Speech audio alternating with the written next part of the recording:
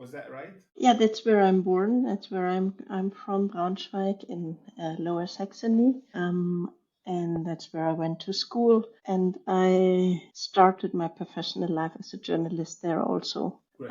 Then I moved to France for a year. I lived in Paris, what I always wanted to do. Really? What took you Which to France? what took me to France really a dream from my youth. Maybe I can say I'm quite Francophile.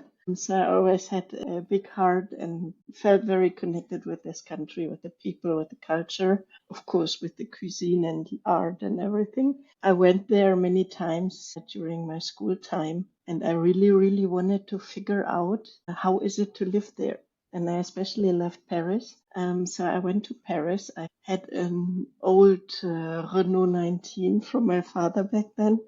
I charged it with everything I had, which easily entered into such a car, and went to Paris. And I had this very naive idea that Paris was waiting for a young German speaking journalist.